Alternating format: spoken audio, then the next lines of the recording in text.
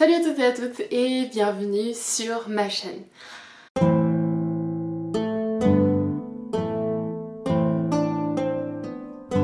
Alors aujourd'hui on se retrouve pour un bookshelf tour parce que en fait mon ex n'habite plus avec moi, je suis la meilleure chose de ma vie hein. Mais du coup mes bibliothèques ont changé, j'ai investi un peu plus d'espace dans l'appartement pour les livres et vous avez été pas mal à me demander sur Instagram, ouais tes bibliothèques elles ont changé, est-ce que tu peux en parler?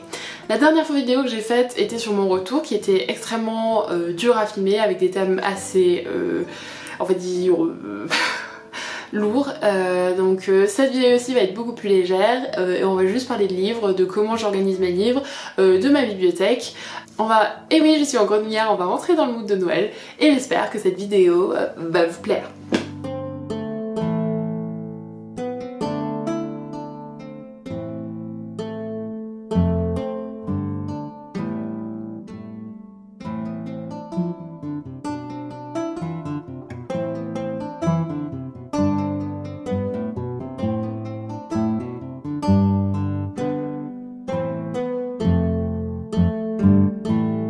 Alors salut à tous, on se retrouve du coup devant le plus gros de ma bibliothèque. Donc quelques informations sur ces bibliothèques, elles viennent de chez Ikea, ce sont The Belly Bookshelves, c'est ce qu'il y a de plus simple.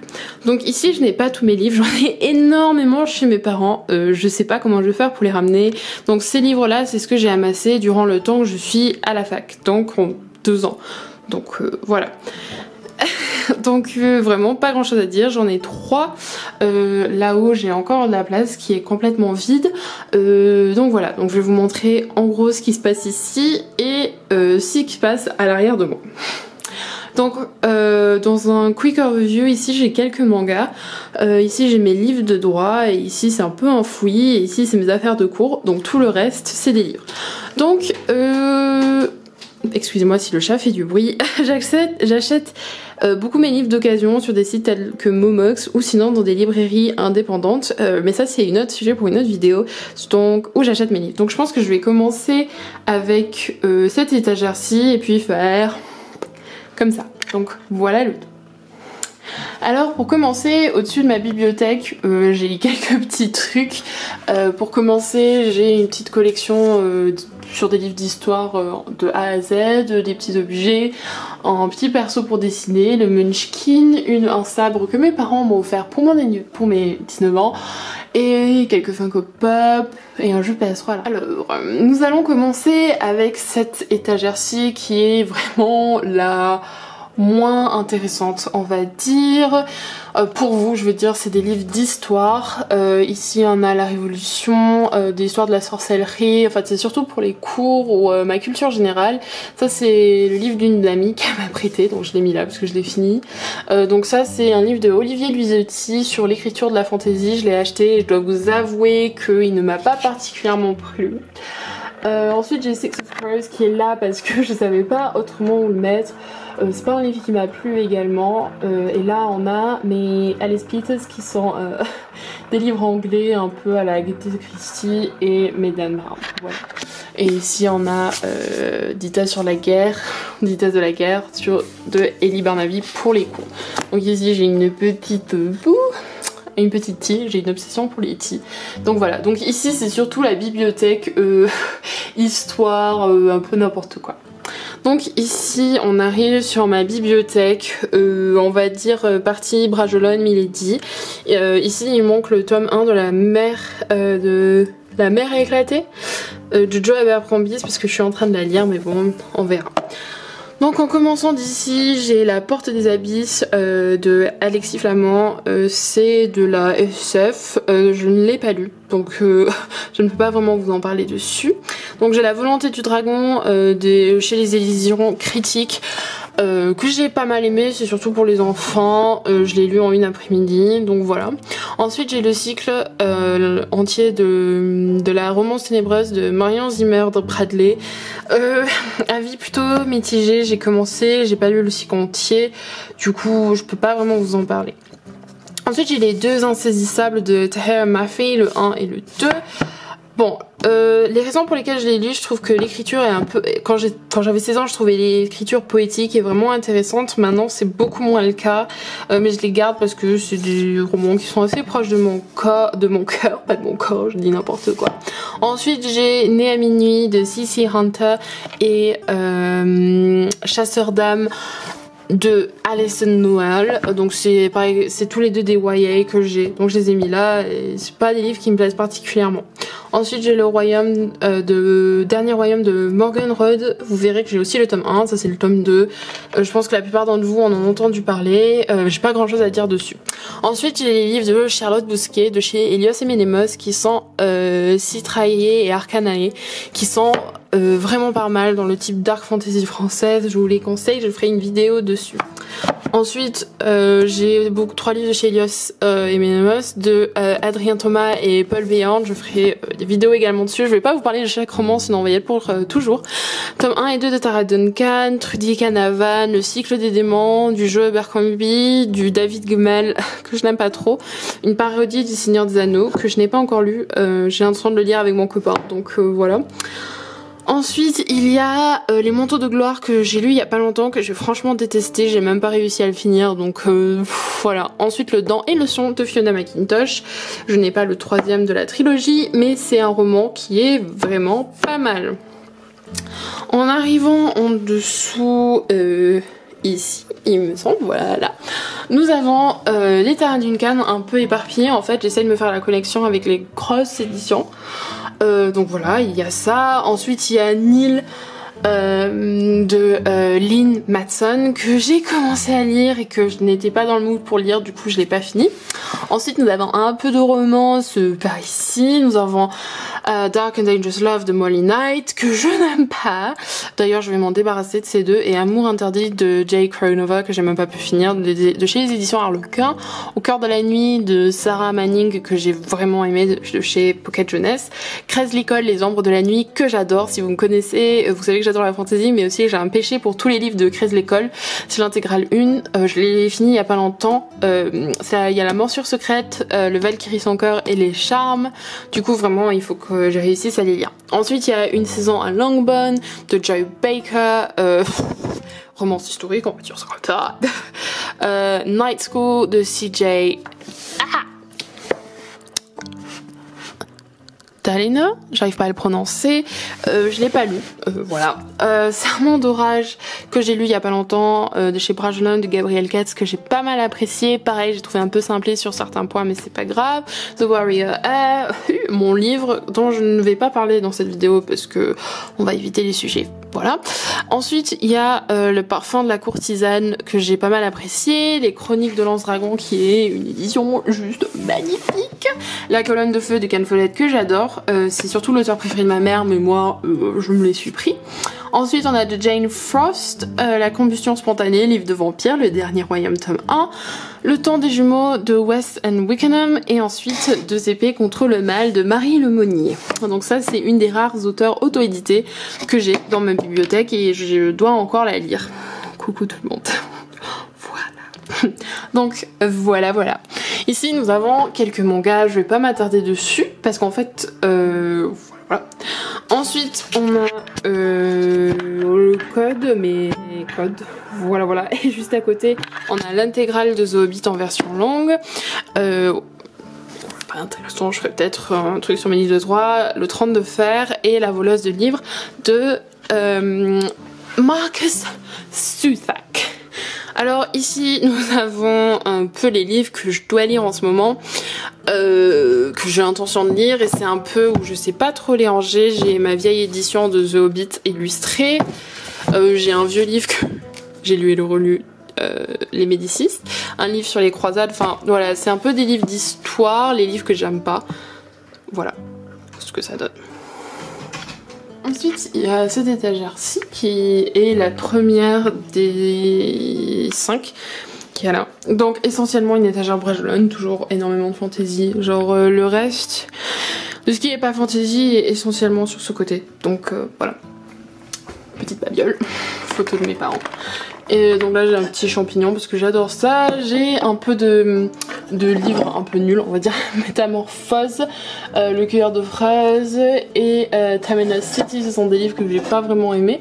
Sublime de Christina Lauren non plus. Et ensuite il y a un auto-édité qui est Shad and Brooks, super chaîne YouTube qui est The Shadow of the Conqueror, que je dois lire. Et ensuite les petits tea de chez McDo, j'avoue que j'en ai acheté certaines. Ensuite j'ai la trilogie de Rouge Ruby, là, en anglais.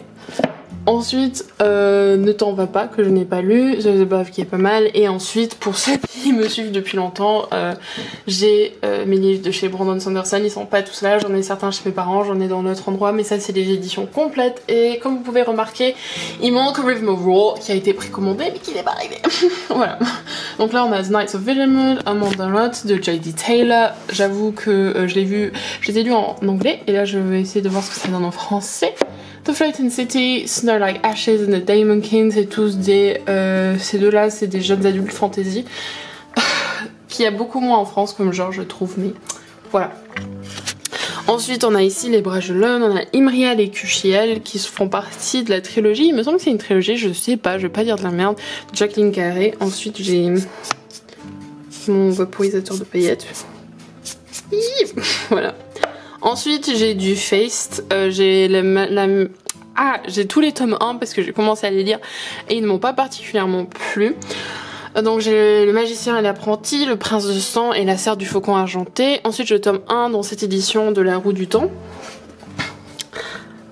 J'ai un problème avec La Roue du Temps mais bon. Ensuite j'ai La Louve et la Croix de C.A. Swan qui est un roman que j'ai lu il y a 2 mois de ça là je pense et que j'ai tout simplement adoré et je le recommande, je pense que je ferai une vidéo dessus.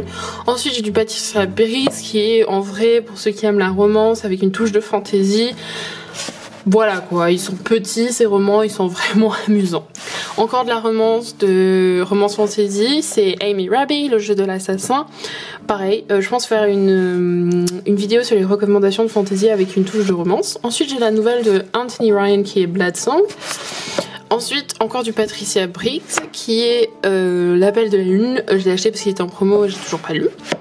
Griffon Noir de Saïd Lakes, Les Chroniques d'une Nécromantion que j'ai beaucoup apprécié tellement que j'ai en double. Le Cavalier Vert de Kristen Britton, pas aimé du tout. Encore du Patricia Briggs, la série entière, Le Corbeau que j'ai adoré, donc j'ai l'intégrale. Ensuite j'ai La Cité de Stella Gemal. Avis très controversé, je préfère Stella que son mari David, mais bon, on va pas avoir ce débat maintenant.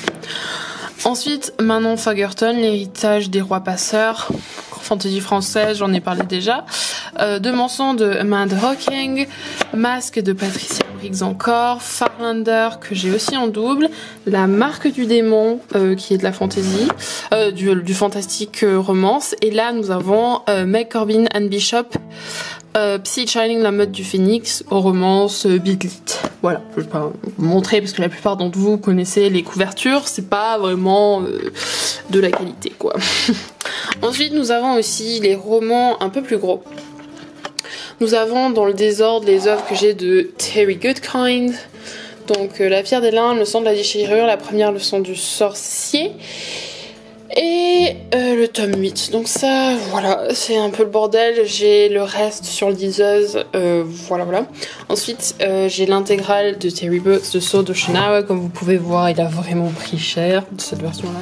Alors nous avons ensuite ici les livres de la collection Bragelonne que je collectionne à l'exception de celui-ci qui est de chez La Pré au Clair. Donc voilà. Donc ici nous avons Au-delà des ombres de Brent Reeks, la nouvelle de la musique du silence de Patrick Rothfuss. Pour ceux qui me connaissent, vous savez que j'adore Patrick Rothfuss, j'attends impatiemment le 3 de King Kettle Chronicles, je sais pas comment ça s'appelle en français, mais du coup j'avais vu cette édition là qui était vraiment magnifique sur la nouvelle d'un des personnages, je vais même pas vous spoiler qui. Ensuite j'ai Sanctuaire de Alexandre Malagoli, je ne l'ai pas lu. Ensuite j'ai le tome 3 de La Grande Croisade, La Guerre de la Couronne, le tome 3. Ensuite, j'ai Le Prince des Fous de Mark Lawrence, La Reine Rouge. Mark Lawrence est un de mes auteurs préférés, donc j'avais pris en gros format, mais malheureusement en fait, les gros formats j'ai tendance à à pas les lire en fait parce que je trouve pas ça très pratique. Ensuite, j'ai Dragonforge de James Maxey que j'ai lu il y a très longtemps. Ensuite, il y a ma lecture du moment, je l'ai remis dans le bookshelf tour parce que sinon ça allait faire un trou. Mais c'est Assassin's Creed, les Chroniques des Yeux d'Itor, qui est un de mes assassins préférés. Donc je suis en train de le lire en ce moment. Ensuite, on a la trilogie, l'intégrale complète des Portes du Chaos de Louise Cooper. Ensuite, on a Les Furies de Calderon de Jim Butcher, que j'adore. J'ai le 2 aussi. Quelque part, très bon roman. C'est un roman qui m'a sorti l'année dernière d'une panne de lecture assez monumentale. Ensuite, on a Farlander de Cole Butchen, que je n'aime pas du tout. Et voici la série dont je suis assez... je sais pas, genre j'arrive jamais à la lire. Je n'aime pas l'écriture de Robert Jordan, mais j'ai envie de les lire parce que c'est un colosse de la fantasy et que va falloir que j'apprenne à le lire un jour. Mais c'est des éditions découvertes et j'en ai d'autres des Œils du Monde, donc je pense qu'il faut que je les lise. Ensuite, il y a Le Fléau des Rois de Jen Lyons, qui est une traduction qui est sortie il y a pas si longtemps. Je me le suis acheté parce que je vous avoue que la couverture m'a vraiment plu, le minimalisme. Je l'ai pas encore lu, j'ai pas eu le temps pour vous dire la vérité. Ah! Et ensuite, j'ai Les Pirates d'Escrogriff, l'intégrale de Jean-Sébastien Guillermo, que j'aime particulièrement. Ensuite, on arrive à une étagère un peu particulière parce qu'il y a tous mes Robin Hood et je n'aime pas Robin Hood, mais pour une raison qui m'est un peu farfelue, j'ai décidé de tous les avoir, mais là je pense que je vais m'en débarrasser puisqu'ils prennent toute une étagère, je vais peut-être les vendre. Donc là j'ai les 3 premiers livres de Twilight parce que il faut que je les lise. Voilà.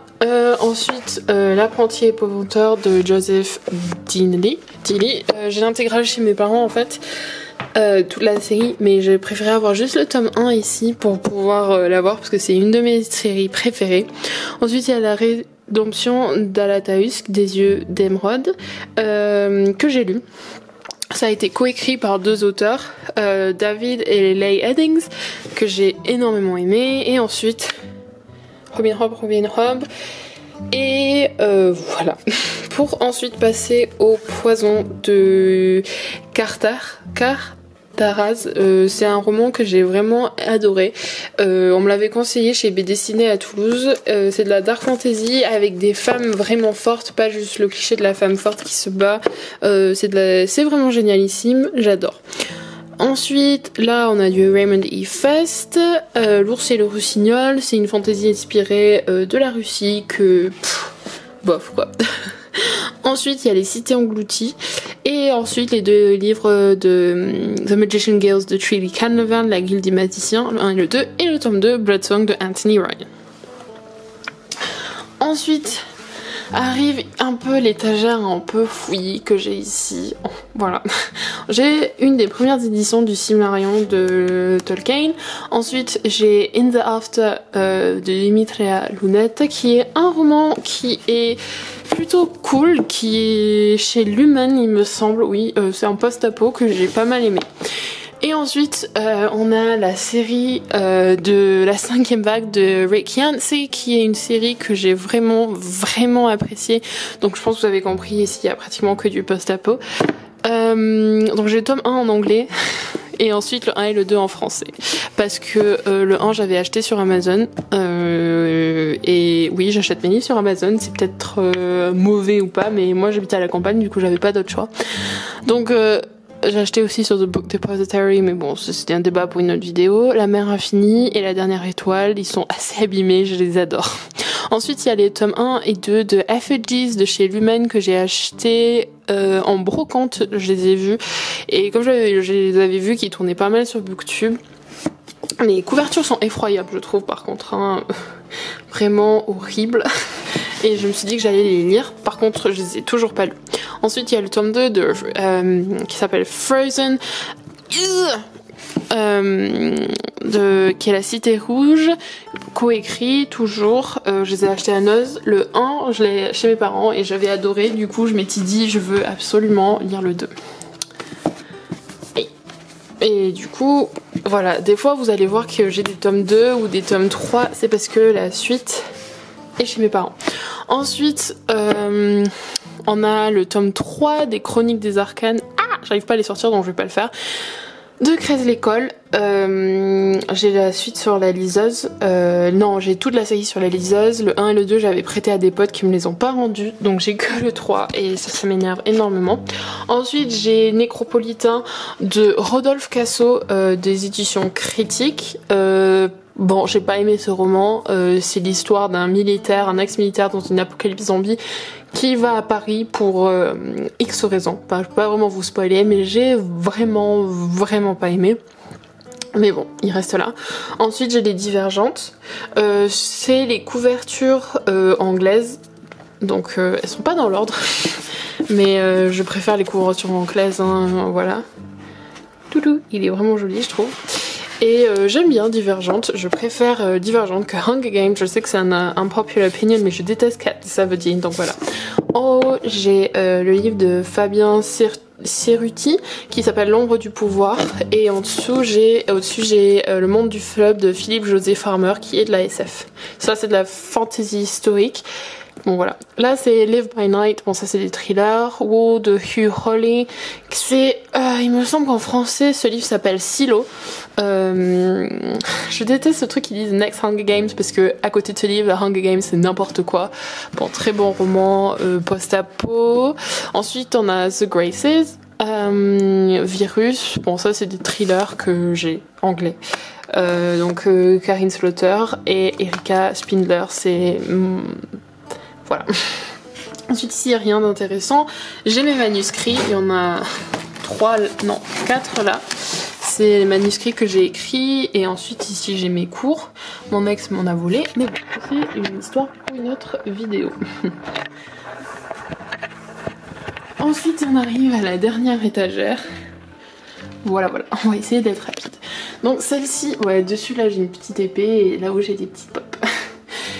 Alors celle-ci c'est plus, à l'exception de ces deux-là, c'est tous les romans que j'ai aimés dans mon enfance, donc je vais pas m'attarder. Il y a la série du Graal, Ewilan, Elana, Le Monde Émergé, La Guerre des Elfes, encore Le Monde Émergé, voilà. Je pense que je vous ferai une vidéo juste sur cette étagère, sur les classiques de mon enfance. Comme vous pouvez voir, il n'y a pas Harry Potter parce que pour des raisons qui me sont... assez personnel, je n'aime plus du tout ça, mais j'en parlerai dans une autre vidéo. Et là on a 2 autres post-apo que j'ai lus l'année dernière en une après-midi chacun. C'est The Book of Ivy de Amy Angel, qui sont très courts tous les deux mais que j'ai énormément apprécié, et voilà. Donc, je les mets ici parce que pour vous dire la vérité j'ai pas la place d'où les mettre autrement, et voilà. Donc voici, voilà. Voilà. Ensuite on arrive sur la suite de mes livres de chez Bragelonne. On a Criminal Loft qui n'est pas de la fantasy mais je l'ai mis là, je sais pas pourquoi, j'aurais dû le mettre avec mes thrillers qui sont autre part. Ensuite j'ai le 7ème Garde des Mages de Paul Béorn que j'adore, donc auteur de fantasy française. Vampire Nation, ça c'est de la Bitlit. Le Haut Royaume de Pierre Pevel que j'ai pas mal apprécié. Et là nous avons la raison pour laquelle je suis un peu triste avec Bragelonne, c'est parce qu'ils ont fait un changement de modèle en fait, et du coup leurs livres ils sont un peu différents. Donc ça c'est le tome 3 du Dernier Souffle de Fiona McIntosh, et je vais vous mettre à côté, ils sont là des autres. Donc ça c'est le 1, le 2 et le 3. Tristesse, c'est absolument pas le même format, mais bon, très bonne série, je vous la conseille. Merde. Donc ensuite nous avons l'âge des ténèbres de la série de Anthony Ryan, le Codex Alera qui est le tome 2 des Furies de Calderon, Altered Carbone que je préfère beaucoup plus que la série, très bon livre. Et ensuite on a un livre de Bitlit qui est Les Sœurs de la Lune que j'ai pas mal apprécié, voilà. Ensuite on a la série de James Cameron qui est Le Feu de la Sorcière, qui est génialissime, pareil je vais vous faire une vidéo entièrement sur cette série. D'ailleurs Bragelonne a pas si longtemps refait des nouvelles couvertures que sont dégueulasses aussi malheureusement, parce que si on regarde celles-ci, elles sont vraiment pas très jolies. Mais voilà, j'ai l'impression que Bragelonne malheureusement fait des couvertures un peu ignobles. C'est pour ça que la fantaisie française est un peu, je dirais, tristoun comparée au monde anglo-saxon. Mais bon, voilà. Ensuite, on a Fairy de Raymond E. Fest, pardon. Un gros classique. Voilà. Ensuite, on a les livres de David Chandler. Donc, L'Ombre des voleurs. Voilà, classique. L'épée de vérité de Terry Goodkind en format poche, parce que je les ai en tous les formats, parce que c'est n'importe quoi. C'est une série que je continue à lire malgré moi. L'Empire brisé, le tome 1 et 2. Le 3 est sur ma liseuse. Et La Voix des ombres, qui est là. Bon, j'ai fait n'importe quoi, donc là, ces deux, ils devraient être inversés. Le porteur de lumière de tout par Brent Weeks. Un petit chat de chez Primark. Ensuite, on arrive ici. Ouh, j'ai mes lumières de fée qui descendent un peu trop, là, on va remonter tout ça. Et on est toujours sur des Bragelonne. Ici, on a Le Magicien de Raymond E. Fest. J'avais acheté parce que je trouvais l'édition un peu plus belle, mais... pas du tout en fait, enfin en réfléchissant. Ensuite j'ai le Donjon de Nullbuck, un des tomes du Donjon de Nullbuck de John Long. Voilà. La forteresse des Dragonis. C'est un livre que j'ai lu il y a pas si longtemps que ça, voilà. Ensuite il y a le grand Maelstrom, la guerre des nuits, que je n'ai pas lu, que je dois lire justement. Voilà.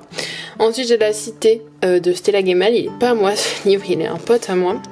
Luc, voilà, qui me l'a prêté, je l'ai lu et je l'ai pas encore rendu parce que j'ai pas vu depuis le début du second confinement. Ensuite, j'ai encore de Raymond E. Fest, j'ai beaucoup de Raymond E. Fest quand on y pense. On a le Conclave des ombres que j'avais acheté en édition découverte. Et il me semble que je les ai tous après. Ouais. Ensuite, il y a Les Épées de Haven. Ça, c'est mes livres qui font partie de l'édition découverte des 10 ans de Bragelonne et je les trouve super belles, les couvertures. Je sais pas pourquoi ils n'ont pas fait un effort de faire des couvertures toujours comme ça. Donc là, j'ai de Dave Duncan, La 7ème épée, Les Nains de Marcus Hates et ensuite Le Mensonge de Locke Lamora de Scott Lynch, que je trouve génialissime. Et ensuite on arrive sur mes shame books, c'est des livres que j'ai, que je commence à lire et que je finis jamais, et c'est Les Jardins de la Lune de Steven Erikson.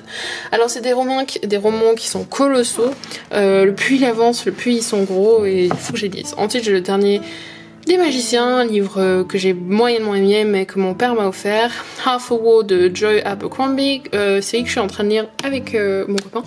Et ensuite il y a Wild tome 1, Wild tome 2, je ferai aussi des vidéos sur ces livres parce que c'est des livres que j'ai adorés.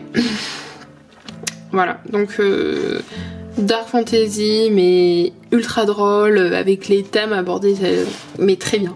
Genre c'est la première fois que j'ai lu un livre qui parle de la communauté LGBT et que je trouve que c'est bien fait. Je parlerai plus prochainement je pense de ce que je pense de la communauté LGBT qui est montrée dans la fantasy ou dans la littérature. C'est un gros débat. Ensuite j'ai Moitié d'âme, cette version de ce livre beaucoup d'entre vous l'ont vu sur Booktube donc je vais pas la montrer, et là on a deux livres un peu différents, pas très intéressants je pense, c'est plus mes lectures un peu adultes, enfin encore un autre débat. Ensuite on descend ici, mes genoux, et on a des thrillers, de la fantasy. J'avoue que cette étagère c'était un peu un petit bordel, mais bon voilà. Il y a le Giver Quartet de Lois Lurie, The Giver. Alors The Giver, il y a eu un film qui était catastrophique qui a été fait dessus, et si vous commencez à me parler de comme quoi Hunger Games a inventé le genre YA dystopie, je veux pas en entendre parler, c'est ça qui a commencé tout. C'est une œuvre qui est géniale, c'est une œuvre que j'ai lue avant Hunger Games, c'est une œuvre que... Voilà, et je pense que c'est cette raison pour laquelle je n'aime pas les Hunger Games, c'est parce que je trouve que c'est un peu trop pompé de ce livre. Donc voilà. Ensuite il y a The Lady of Misrule de Susanna Dunn, donc ça c'est du smut pur et dur. King's Curse de Philip E. Gregory, donc ça c'est des romances qui prennent place à la cour en Angleterre. Ensuite on a les Eragon, voilà, en anglais et en français. Glenn Cook, La Tyrannie de la nuit, Mindhunter, Narnia, Les Amanda, et un de mes livres d'enfance, pardonnez cette plante, qui s'appelle Le Château de Edward Carey, qui est un livre que je me balade partout où je vais parce que c'est un roman qui a vraiment marqué mon enfance et que j'ai vraiment adoré. Et ensuite on a, j'ai mis là parce que j'ai lu il y a pas si longtemps que ça, Promise of Blood, qui est un livre génial et il faut que j'achète les prochains tomes. Ensuite on arrive à cette étagère-ci, j'ai essentiellement de la romance, des petits romans un peu par-ci par-là. Des romans dont je suis pas très fière d'avoir dans ma bibliothèque en vrai. Non, c'est pas ça, c'est juste que c'est des romans que je trouve vraiment pas terribles. Du coup, je les ai tous mis là parce que j'ai pas envie de les mettre autre part. Donc c'est vraiment mon étagère pas terrible. Alors, on a les livres de Georgia Caldera, elle est française, donc pas besoin de faire à l'anglaise. Voilà, romance. Ensuite j'ai du Jennifer L. Armentrout, romance aussi. Ensuite là j'ai des mismatchs que j'ai ramenés de chez mes parents, qui sont dans aucune série, et c'est juste que je les ai ramenés chez mes parents et puis je les ai pour les lire et je les ai pas ramenés, donc il faut que je le fasse. Ensuite il y a vraiment que de la romance, à l'exception des Gardiens des Cités Perdues. J'ai commencé à le lire, j'ai détesté, je me suis dit c'est nul. Voilà, j'ai pas du tout aimé. Ensuite il y a Eragon encore, The Poppy Wall, que j'ai un peu plus aimé. En fait j'ai beaucoup aimé la première partie, mais la seconde partie j'ai beaucoup... Et ensuite on a un peu de romance, encore du Georgia Caldera, et La Prieuré de l'Angers de Samantha Shannon. Il faut que je recommence à relire ce livre.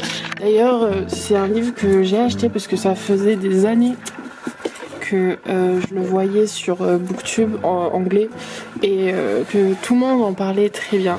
Parce que personnellement j'ai eu pas mal de problèmes avec, j'ai lu la première partie et j'ai pas été du tout emballée, mais il faut que je continue à le lire. C'est des livres que je dois lire, il n'y a pas énormément, il y a juste les Lady Helen que je dois lire, les autres c'est des livres que j'ai en douve, des livres que j'aime pas, voilà. Donc nous allons ensuite passer. Tu veux dire coucou? Oui. Oui mon bébé. Tu dis bonjour hein. Meuble télé. Gimli. Arrêtez. Et j'ai mis quelques livres. Par contre mon chien il va devoir arrêter puisque là il fait n'importe quoi. Donc là j'ai quelques livres de mon éditeur que j'ai acheté moi-même mais je ne veux pas en parler. Ah Gimli. Donc voilà. Ensuite j'ai quelques formats. Ah Gimli. Des jeux de Switch, quelques thrillers. Vous pouvez faire pause si vous voulez voir un peu plus de ce qu'il y a dessus. Ce chien est toujours dans l'excès, hein. Mais c'est pas mon genre de prédilection et c'est des livres que, à part Elantris bien sûr, et Wallbreaker que j'ai pas vraiment apprécié, que j'ai là, voilà. Et ensuite, nous arrivons à l'arbre à chat. Bonjour. Et ma collection Seigneur des Anneaux que vous avez déjà vu dans les autres vidéos, donc voilà, mes différentes éditions du Seigneur des Anneaux, mes petites figurines et une map du Seigneur des Anneaux. Merci à tous d'avoir regardé cette vidéo, si elle vous a plu n'hésitez pas à vous abonner, laissez un pouce bleu et on va tout de suite commencer.